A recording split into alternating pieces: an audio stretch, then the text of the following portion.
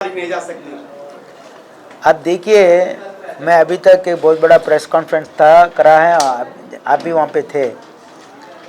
ये जो बीजेपी का जो एलिगेशन है, कांग्रेस को ऐसे करप्ट ऑर्गेनाइजेशन बताने की जो कोशिश कर रहे हैं, उनको शर्म आना चाहिए। क्योंकि पिछला गवर्नमेंट उनका 2019 से लेकर के 2023 तक जो उनकी जिस तरीके से उनकी गवर्नमेंट चली है, ये सबसे बड़ा भ्रष्ट गवर्नमेंट था बीजेपी का। प्राइम मिनिस्टर साहब उसके बारे में कुछ बोले नहीं। आज कर्नाटक में 2008 से लेकर 2015 तक जो बीजेपी का गवर्नमेंट था, it was the worst most corrupt government. और 2019 में उनको मैंडेट नहीं दिया था लोगों ने, उन्होंने एमएलए को खरीदी करके यहाँ पे हुकूमत बनाया और लूटपाट किया। यहाँ पे 40% गवर्नमेंट बोल के इनका नाम था, शायद प्राइम मिनिस्टर साहब भूल गए हैं उसको, तो इसलिए ऐसा बात इसलिए कर रहे हैं उनकी, क्योंकि उनके पास कहने के लिए कुछ है नहीं। देखिए, इलेक्शन में वोट हमेशा हम जो काम किए हैं वो बोल के मांगना चाहिए, दूसरों को गाली देके नहीं। अरे भाई, तुम्हारे गिराबान में झांक लो ना, पहले क्या करे हैं तुम। तुम्हारे सरकार में इतना भ्रष्टाचार था, हाँ, तो न इसको येडियुरप्पा को क्यों हटाए तुम? करप्ट है बोल के हटाए, फिर भी बम्बई गवर्नमेंट में भी 40% करप्शन था। तो पहले अपने गिराबान में झांकना चाहिए कि अपने गवर्नमेंट में कितना करप्शन था। वो पूरा हिस्ट्री में कभी नहीं हुआ कर्नाटक में।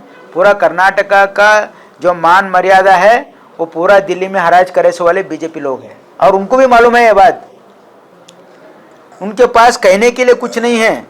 ठीक है, चलो क्या बताया उन्होंने कल्याण कर्नाटक के लिए, बीजेपी और मोदी का क्या कंट्रीब्यूशन है, हम बताते कांग्रेस का क्या कंट्रीब्यूशन है। हमेशा कांग्रेस पार्टी दूसरों को गाली दे के वोट नहीं मांगती। हम हमारा अचीवमेंट्स बोल के हम वोट मांगते हैं। आर्टिकल 371J मल्लिकार्जुन खड़गे साहब कांग्रेस ने किया। यहाँ पे मेडिकल कॉलेज, एस hospital, central university, Jayadeva hospital, super speciality hospital, trauma centre, यहाँ पे कैंसर हॉस्पिटल, कौन करे ये सब? बीजेपी करा है। गुलबर्गा शहर में मेरा चैलेंज है, बीजेपी का गवर्नमेंट 12 साल हुकूमत करे है इस राज्य में, एक उनका एक निशाना नहीं है। गुलबर्गा में 5 साल उमेश यादव कहाँ था किसी को पता नहीं। नरेंद्र मोदी इंट्रोड्यूस करना पड़ा उनको, ये उमेश यादव है बोल के। लोगों को मालूम ही नहीं कौन है उमेश यादव, कहीं आए नहीं, गए नहीं, कुछ काम किए नहीं। सर, थोड़ी देर पहले आपने बोला कि काउ विजिलेंट एंड हिजाब के बारे में बोला, तो इस हिसाब से आप मोदी जी को क्या सेकुलर प्राइम मिनिस्टर मानते हैं? देखो, पूरा देश को मालूम है बीजेपी 10 साल की जो हुकूमत में डेवलपमेंट के नाम पे उन्होंने यहाँ पे कोई मुहिम नहीं चलाई। सिर्फ़ और सिर्फ उन्होंने यहाँ पे देश में लोगों को बंटवारा करने का उनका साजिश था। पिछले गवर्नमेंट में भी ये जो चला है, जो हमारे सेक्युलर हमारे जो यहाँ पे स्टेट है, इसको बांटने की कोशिश किया उन्होंने पूरा यहाँ पे लॉ एंड ऑर्डर कोलैप्स हुआ था।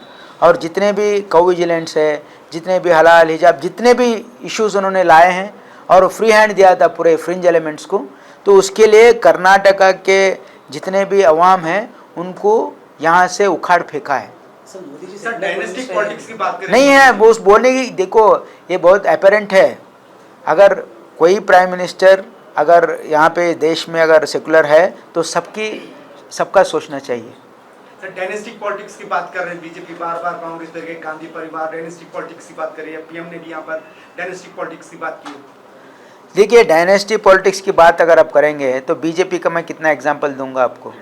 येडियुरप्पा और येडियुरप्पा का बेटे, 2 बेटे, एक एमएलए है, एक प्रेसिडेंट है और एक जना एमपी है।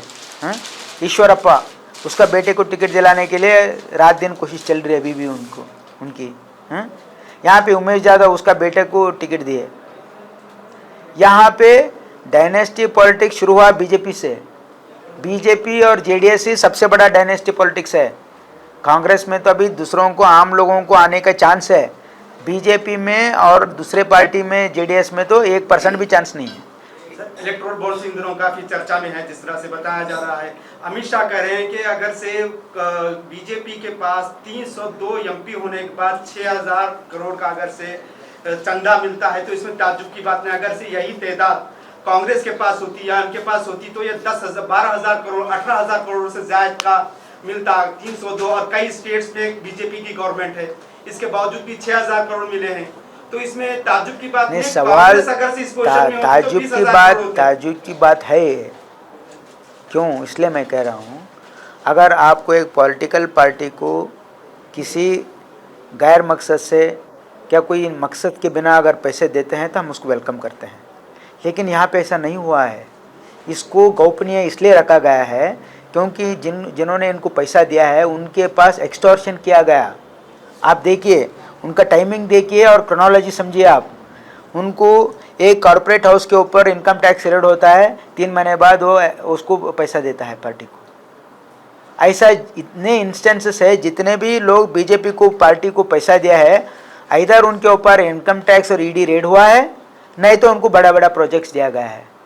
इस बात की एतराज़ है। एतराज़ इस बात की नहीं है कि उनको इतना पैसा क्यों दिया गया है, एतराज़ इस बात की है कि उन्होंने ईडी को, इनकम टैक्स को और ये जो बड़े बड़े प्रोजेक्ट्स देने का इनको डरा धमका के पैसा वसूली किया गया है। उन्होंने अपनी मर्जी से नहीं दिए। मर्जी से दिए तो हमारा क्या है, मर्जी से नहीं दिए, हुकूमत उनकी थी, उनको डरा धमका के पैसा लिया गया है और चंद लोगों को कॉन्ट्रैक्ट्स दे करके पैसा लिया गया है। ये भ्रष्टाचार है, इसको क्विड प्रो को बोलते हैं हम इंग्लिश में। तो government was indulge in corruption. Narendra Modi government का सबसे बड़ा स्कैम ये इलेक्टोरल बॉन्ड्स का है। यहाँ पे जिसमें 6,900 करोड़ रुपए उन्होंने इस कॉर्पोरेट हाउसेस के पास उन्होंने एक्सटॉर्शन किया है। ये हम जितना स्टडीज़ में मालूम हो रहा ना, जितने भी आर्टिकल आ रहे हैं ना, वो कोरिलेट कर रहे हैं। ये कंपनी के ऊपर ऐसा इनकम टैक्स रेड हुआ, उन्होंने इतना पैसा दिया, डेट्स भी दिए हैं। आप देखिए, पूरा प्रेस पेपर में आ रहा है ना अभी। सर, जिस तरह से बीजेपी कार्यकर्ताओं में होश उल्लास देखा जा रहा है, जोश देखा जा रहा है, प्राइम मिनिस्टर जिस तरह से बॉडी लैंग्वेज से फुल कॉन्फिडेंस से बात कर रहे हैं, मगर दूसरा अगर से कांग्रेस में देखा जाए तो अभी कुछ भी ठंडा सा नजर आ रहा है, कुछ जोश और खरोश नजर नहीं आ रहा है। बस एक राहुल गांधी एक रैली निकाले थे, वो खत्म हुई भारत जोड़ो यात्रा। तो कांग्रेस में अभी तो कोई जोश और खरोश नजर नहीं आ रहा है। हम जोश होश खोने पर, जो जोश में होता है होश खो बैठता है। अभी मैं इतना 2004 में इंडिया शाइनिंग कितना बड़ा कैंपेन हुआ था मालूम है आपको? जैसा कि अभी बीजेपी आ ही गया, क्या हुआ हश्र? हमेशा हमारे देश के लोग बोलते नहीं हैं, कर दिखाते हैं। तो हम लोगों के पास सच्चाई बताने जा रहे हैं। ये लोग सिर्फ ईडी, इनकम टैक्स यूज़ करके यहाँ पे जितने भी कांग्रेस के नेता और दूसरे पार्टी के नेताओं को डरा धमका के पार्टी में लेके उनको कैंडिडेट बना रहे। उनके पास कैंडिडेट नहीं है। हमारे पास, हमारे कार्यकर्ता में उल्लास है, वो हम दिखा रहे हैं लोगों के जैसा। इलेक्शन में जब डिक्लेयर होते, कैंडिडेट मैदान में आते, जब मालूम होता आपको। सर, मोदी जिस तरह से करें, आपकी बार 400 पार, आपकी बार 400 पार, क्या ये पॉलिटिकल अपोनेंट्स के साइकोलॉजी से खेलने की तो कोशिश नहीं है इसे? नहीं, ये तो देखो, इट्स ओनली पॉलिटिकल कैंपेन। इसको मीडिया के थ्रू आपके बार 400 पार जो बोल रहे हैं ना, हमारा नारा यही रहा है। देश का नारा क्या है? आपके बार पार्लियामेंट के बाहर।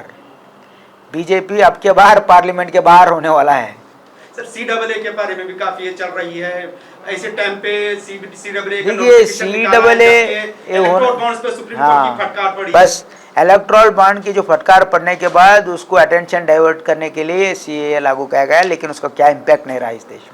तो किस कांग्रेस का क्या इसमें मौक़िफ़ रहेगा? देखिए, हमेशा कांग्रेस यहाँ पे हर आदमी का, हर मज़हब के लोगों को प्रोटेक्ट करने का हमारा फ़र्ज़ है। तो इसलिए ये जो बीजेपी कर रहे हैं ना, ये पॉलिटिकल मकसद से कर रही है, not in the interest of the state.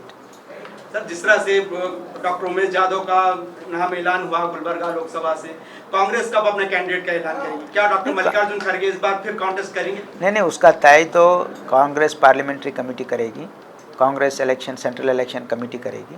वो 20 और 21 तारीख को बैठने वाला है, तो वहाँ पे निर्णय होगा। आपकी तरफ से भी कुछ रिकमेंडेशंस वगैरह गए थे पार्टी है? नहीं, हमने भी अपने ओपिनियंस दिए हैं। सभी MLAs हमारे कॉन्स्टिट्यूंसी गुलबर्गा पार्लियामेंट्री सेगमेंट में जितने भी MLA सेगमेंट्स हैं, हमारे डिफरेंट कैंडिडेट और इलेक्टेड MLAs अपने अपने ओपिनियन दिए हैं। आपके नाम से कोई, आपकी तरफ से कोई नाम रिकमेंड हुआ है सर?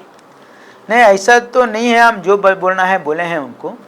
तो ऐसा सुनने में आ रहा है सर, राधा कृष्ण दुड़मनी। हाँ, हम रिकमेंड किए हैं। अगर मल्लिकार्जुन खड़गे साहब किसी वजह से कंटेस्ट नहीं करना चाहती या पार्टी उनको दूसरी जगह इस्तेमाल करना चाहती है पूरा देश में, क्योंकि वो कांग्रेस के प्रेसिडेंट है, तो अल्टरनेटिव नाम राधा कृष्ण जी के दिए हैं। Okay, thank you.